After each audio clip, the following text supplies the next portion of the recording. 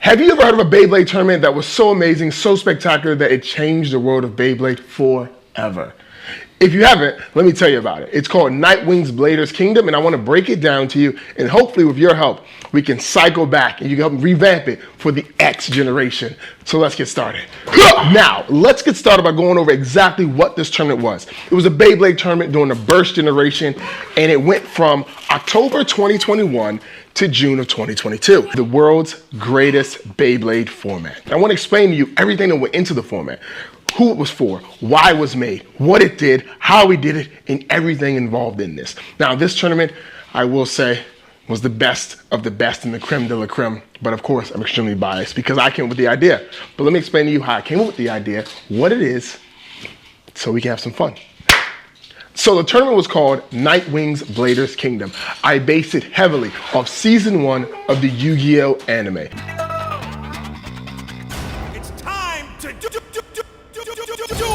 Now, I watched Yu-Gi-Oh! A lot when I was a kid. I even played the game competitively. So for me, this was the ultimate way of playing the game. See, the issue was, when it comes to Beyblade tournaments, you're kind of stuck with only using one stadium, the standard stadium. So I wanted a way to make it more inviting, more interesting, and shake up the meta. Because meta is cool and all, but it's not as fun as the original season of Beyblade. The original season of Beyblade had what? Different stadiums all over the place. So that's how I wanted to incorporate with this one. But I also wanted a great way so everybody can have some fun. And that's when the idea of crossing Yu-Gi-Oh! And Beyblade came to mind. Now, if you've never seen Yu-Gi-Oh!, season 1 of Yu-Gi-Oh!, the trading card game, essentially happened on an island called Duelist Kingdom. That's where we got the name Blader's Kingdom from. And the whole gist was you would take these star chips. They had these bracelets, these gauntlets with these little stars, and you had to go around this private island for 2 or 3 days, and you had to battle and duel other people. To track your progress in the tournament, you've each been given a dueling glove. You've also been given 2 precious star chips. You must wager these star chips on each duel you compete in. To advance to the final level of competition for a chance at the $3 million prize, you must win 10 star chips. How can I incorporate that with Beyblade? And that's when I started thinking, how can I make a Yu-Gi-Oh deck with Beyblades? And then what can I use for star chips? It was simple. I would take the WBO's already existing 3v3 format and expand it out to a 5v5. 5 different layers, 5 different discs, 5 different drivers, no repeating parts. That's your deck. Every part can only be one. That way nobody can just lock in on the best piece and then use that through the entire tournament. So then for star chips, what could I do? Simple. I just went to Amazon and found some really cool gold doubloons. Something that people wouldn't just readily have in their pockets, so you couldn't cheat. And I was like, okay, great. But the biggest thing about the Yu-Gi-Oh! Season 1 on Duelist Kingdom is where stadiums were located throughout the island, there were different perks. So if you had a fire-type deck, your monsters had a stronger advantage near the volcanoes. If you had an earth-type deck, stronger near the mountains. Water-type deck, you guessed it, stronger near the ocean. So I said, I need to find a way to incorporate this exact same concept, but for Beyblade. And then it dawned on me. Different stadiums. Now, of course, we all use the same meta stadium at the time, the B09, which is okay, it's cool, it's fun, but is it really fun? So I said, let's get every single stadium type that's available for Burst, that was in metal, even in plastic. What can I find? So you had to go around and challenge people and had to choose non-meta stadiums. That was the fun part. You know, let me just tell you all the format of Blader's Kingdom, and then I can show you the video. You can see how great it was for yourself. So to start off, Blader's Kingdom is an open round format where you go around and you challenge opponents everywhere as quickly as you can in this 1 hour time span. You have 6 coins. You need to wager those 6 coins in order to amass a big pile of coins to hopefully make your way into the top 8. Now, once you get into the top 8, that's when it's a little bit more structured and you have a bracket style system, double elimination. And from there, you can hopefully take the top 3 and get your invitation to the Nightwing Invitationals, which will happen once a year and will be the biggest and greatest tournament ever. So within that 1 hour time span, folks were wagering tickets, but we also threw in a wrench. We threw in raffle tickets. So I have a stack of prizes that I wanted to give away, and we were gonna pick 3 winners in order to take those. But when you started your registration, you had to roll a die. And whatever you got between 1 and 6 was the number of raffle tickets you walked away with. Now, while you were out and about wagering coins, you can also wager raffle tickets to hopefully win those prizes as well if you didn't make it to the top 8. So that's what made things a little bit more dynamic, a little bit more fun for folks, because even if you didn't make it to the top 8, you still had a chance of winning some amazing prizes. And then also Everwish hooked everybody up with $5 off their entire site. So that was fantastic. Love that. The top 8 received $10 to 4 Gaming. And then the top 3 received prize money to Mall of Toys, Beys and Bricks, and then Portal Zero hooked them up with gold-plated Beyblade parts. So that was amazing. So this is the start of Blade Kingdom 1. Let's get started. All right, so we got the prizes here. So thanks to the Portal Zero, Mall of Toys, Beys and Bricks, 4 Gaming, and Everwish to hook us up with prizes for this bad boy. And we have all the registration stuff we need here. And these are going to be the raffle prizes, which we're going to talk about a little bit later, and all the stadiums and whatnot. And there's James from TNJ Making Burst being weird. Game commissioner here, and we got folks already getting set up over there. And yeah, all right, so we're getting ready to start the I'm tired. Getting ready to start the registration. I am profusely sweating already, and the game commissioner here is just nervous. I'm super nervous. Super nervous. The game commissioner here is doing her thing, and we got folks out and about. So yeah. So the last thing is the raffle tickets. We added this at the last minute. So everybody should have raffle tickets. And if you would like, you are more than welcome to also wager raffle tickets to increase your chances of winning something from this section here. You do not have to, but you can wager more tickets to get, you can wager your tickets to get more tickets. So these are from the Nightwing collection here. Stole these from the game commissioner.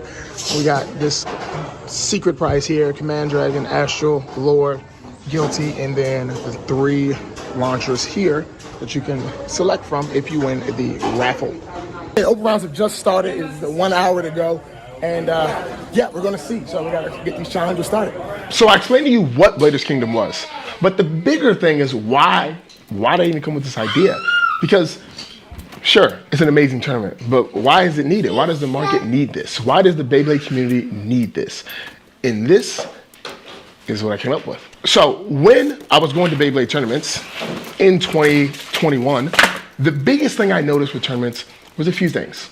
The first thing is that organizers that were organizing the tournament also wanted to play Beyblade, which makes perfect sense. And since the World Beyblade Organization was 100% volunteer ran, they were hosting tournaments to play in tournament. But as you're hosting a tournament, it's kind of hard to play in it because people ask you so many questions, especially with the age group starting at like 4 up to maybe about 50. So what do? A lot of times the organizers look like they weren't having fun. Because yeah, they get their matches in, but you have people ask you questions every 10 seconds. And honestly, that gets really annoying. Then the next part was the amount of matches. In a regular Swiss round tournament, you might have 4, 5 matches, but those 4 and 5 matches would span over like 2 hours, just because there was so many people, only so many number of judges, only so many stadiums. So if they were running 2 or 3 stadiums, and you have 20 people there, everybody has to do their matches and go through it. And that can take about 2 hours just to get through the open rounds of the match before you even get to the finals. That's a lot of time with not a lot of matches. So that was another problem. Then the final problem, which to me was the most important problem, was the parents. See, on a Saturday or a Sunday, parents do not want to spend an unknown amount of time at a park with their kids. So what would happen a lot of times is you would have the tournament start, and by round 2, round 3, like 4, 5, 6 of the kids have already left because their parents said it's time to go. And of course the parents didn't say anything to the organizers. They said, we're leaving, we're out of here, and they just left. So then now the organizers have to go through and change results or update everything. And then some people aren't getting matches now because there's an uneven number of people. So things just change. And the parents, I don't blame them. Honestly, I'm at a park at 12 o'clock and it's been 2 hours and my kid had 2 matches and we're just waiting for the next one. So we just leave. Got to solve that problem as well. So those are the problems I'm trying to fix. And I found the solution to be extremely simple. So to take care of the part where organizers cannot have fun, I decided to split Bladers Kingdom up into 2 different parts. Open rounds and then the actual competitive finals. See, the thing is, a lot of Beybladers are kids, but there's also a lot of older Beybladers as well. And the older Beybladers are usually more competitive ones, but the younger ones obviously want to just have more and more battles. So Bladers Kingdom, my idea was to do the star chips, the coins. And you can go out and wager your coins. So I give you 10 coins, And now you can go ahead and battle, and you're guaranteed at least 10 matches. And it was all self-judged. So burst, spin finish, KO, simple. So it wasn't that competitive. You shouldn't be too, hell-bent on this was the actual result. Just run it back and do it again. At least that was my idea. It being entirely self-judged gave the opportunity for the organizers just to have their fun, right? This is just fun, games, toys. So now there's no need for judges or organizers in the open rounds. Then to solve the issue with the amount of play. Well, that was simple. 10 coins, you wager 1 coin each, you're guaranteed at least 10 matches. Simple. Issue with the parents. And this was the biggest part to me. It was only an hour. The open rounds lasted for 1 hour. So in that 1 hour, your child had at least 10 Beyblade matches. You knew when you were leaving, they had fun, and you can leave. Because the biggest thing is a lot of times the kids that came that were really little weren't going to win a tournament anyway. They just had whatever spooky combos they put together. They did their best and they just had their fun. So that was okay. They had like an hour of Beyblade, at least 10 matches. They had their fun. You had your fun as a parent. You can leave. You did your part, they did their part, and now it's over. That was the idea, to make sure everybody had their fun and get out, because that was the thing with the tournaments. If you have the parents there, which is the most important part of this entire thing, they're the ones that buy the Beyblades for their kids, they're the ones that bring their kids. Now, of course, there's an older Beyblade community, but that older Beyblade community can only last for so long before you have to pass on to the younger generation. And the younger generation needs to be there now to learn the game, and they need their parents to bring them. So if you can't make it entertaining for the parents, well, you're gonna lose. So the other thing I did was also I had snacks and stuff for parents. I thought that was cool because now you can have a good time. Then I even went even further one time and I had a massage therapist on deck. So this was later on, but I had her there so that she can give chair massages to the parents, because the parents are sitting there for 1-2 hours with their kids. They're just bored. And what can they do? They can just get a chair massage. They sit in the chair, they get a hand massage, a shoulder massage, a neck massage, something relaxing, and they can just chill out. They can watch TV and all this other stuff. Because if you focus on the parents, they're gonna keep bringing their kids back. If you don't focus on the parents, only focus on yourself, well, they're not bringing their kids back, which means your tournament's gonna be like 4 or 5 people. And that's no fun, right? So the why was simple. Make sure the parents had fun, make sure kids had fun, and then you can do your thing. By splitting Beyblade Kingdom up into 2 different parts, the open rounds and the competitive rounds, it allowed the competitors to have their fun in the beginning, collect the coins they needed, and then we would do a check off to see who had the most coins. Those top 8 would go on to the competitive finals, and then from there they would have a really big, amazing fun time to actually do it out in a more meta-based matches. By splitting it up into 2 different sections, I believe it made it easier. So you had the non-competitive bladers having their fun in the beginning, with the competitive bladers testing out their combos for later on. Then those top bladers will go on to a more competitive meta base where we use the actual meta stadiums to make it more of a tournament. That way, you had the fun in the beginning and then the business on the back end.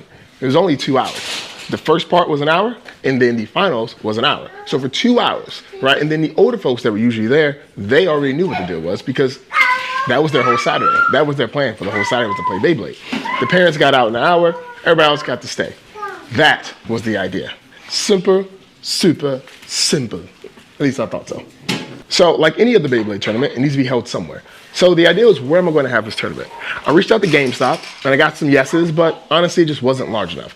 And before I even started on the WBO, I did these all independently. So I had to figure out where I was going to host these things. A nice independent organization, me. The first place was parks. It was free. Parks were free, that was easy. Then when the weather started getting a little bad, as in raining and snowy and cold, I didn't want people outside, because that was another thing. Since the WBO tournaments were always held outside, they were always free, but it was cold outside. It'd be windy, it'd be rainy, and it was just an uncomfortable situation, especially for parents who don't want to be there. So I looked at the local library. You could rent out the big auditorium. That was cool. It was costly, and I made absolutely no money, but I had some fun. I paid for all this stuff out of pocket. Except for this, these are prizes from Everwish right here. And then these are stuff I bought myself. More prizes I bought myself. More prizes, yada, yada, yada. Portersville chimed in the first, second, third place prize. Also, Mauler Toys for gaming, and beys&bricks put in for first, second, and third place prizes. So then after that, I decided, well, to make it even better for parents, I can do a restaurant. There was a local restaurant, a vegan restaurant down the street from my house. And I went to the owner and said, hey, this is what I want to do. He asked how much I was being charged at the library. And he said, okay, cool, we'll cut off $100 on that one. Perfect. Same amount of time, less money. And the parents can get discounts on food. So they can bring their kids, get some food, hang out in the lounge, and just relax for those 2-3 hours that we had the tournament. Then ultimately, my idea was to have a gaming space just for video games, like an arcade. And that's what came with Nightwing's Gaming Loft, where I still currently have Beyblade tournaments. Well, I don't have any Beyblade tournaments now, but that's what you're here for. So this place was now where we're gonna hold the tournaments. It was an enclosed place, protected from the weather, and I didn't have to pay $400 every time I wanted to have a tournament. Now, of course, rent's a little bit higher, but that's okay because I had a whole nother business idea to go along with it to make up for the funds. So everything was sweet. Okay, so quick recap. What are we doing here? This is Bladers Kingdom. It was a Beyblade tournament. Why did it exist? Mainly for parents and for competitive bladers and for the just little kids that were having fun. When did it happen? October 21, all the way through June of 22. And where do we have them? Parks, libraries, restaurants, and ultimately our own private business establishment. So the last part of this thing is, how do we do all of this? How do we make this all happen? Well, big support from the community with developing the rules. Getting there early to the parks to hold the space down. Beyblade videos on YouTube to try and make some of the money back that we spent on tournaments. We never made the money back. Now, the biggest thing that made this tournament super amazing was the fact that I was able to get sponsors for each one of the tournaments. So I was able to get the 5 largest online retailers for Beyblade in the United States to help us out. I got Mall of Toys, Beys&Bricks, Portal Zero, 4Gaming, and Everwish. I was able to get them all to help us out. And that was the cool part. Thank you so much to our sponsors, the Portal Zero, Everwish, 4Gaming, Beys&Bricks, Mall of Toys. Thank you all so much for coming through, hooking us up with prizes for the winners, gift cards, all that stuff. So I was able to get Everwish, a company over in China that sends out Beyblades. Fantastic. You can get bulk Beyblades there, like wholesale prices. It was perfect. I was able to get Mall of Toys, who's a local, perfect, right in Vermont. So if you ordered anything on the East Coast, you got it in like a day. Beys&Bricks is based in California. So if you were over on the West Coast, you can get your order in a day or so. 4Game was located in the South. So if you were in the South, you get your order within a day or so. And Portal Zero was shipping out of Thailand with customized Beyblade parts. And they had some of the older Beyblade pieces that you could not find anymore. I had it on lock. They would provide us with gift cards, Beyblades, and custom pieces for the tournaments that really made it worth your while for coming out. Especially since in the beginning, all the tournaments were free. Every single one. In the park was free, the library was free, the restaurant was free. When we got to our own private loft, I started charging $5 per person, but that was it. It was so much value for a blader to come out, there was no reason for them to say no. Now, the creme de la creme piece for the Nightwing's Bladers Kingdom was the fact that I was going to do an invitational tournament. So the winners, the top 3 winners of every single tournament would get a placard. So you guys would have placards at the end that you had to present for the invitational. And if you were a multiple winner, you got another placard and you can give it to somebody else that you wanted to come out. That way the invitation will be large, because my grand idea was to have a big, large tournament at Six Flags. So you could rent out Six Flags, or at least a part of it, like for a birthday party. So I said, okay, we're gonna rent out the pavilion for the tournament, and then when the tournament's over, you can go to Six Flags and have some fun. So it's this big, grand tournament that's gonna happen every summer, right? But through the entire year, you had to go out and battle and win and battle and win. And if you won, you got this belt. So this was the very first belt. There's 2 of them in existence, and the winner of the actual belt is T&J Make'em Burst. He won the entire invitational. He is an amazing blader, and you should go subscribe to his channel. This was the belt that was gonna go on the wall, and I was gonna have him sign it, and it was gonna be a list of all the winners over the years.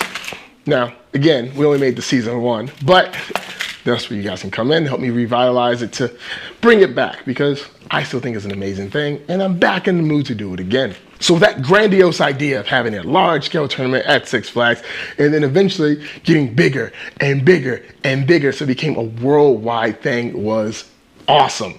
And now the other cool thing about it was there were 2 other bladers or blading communities in the world that were interested in hosting Bladers Kingdom's tournament.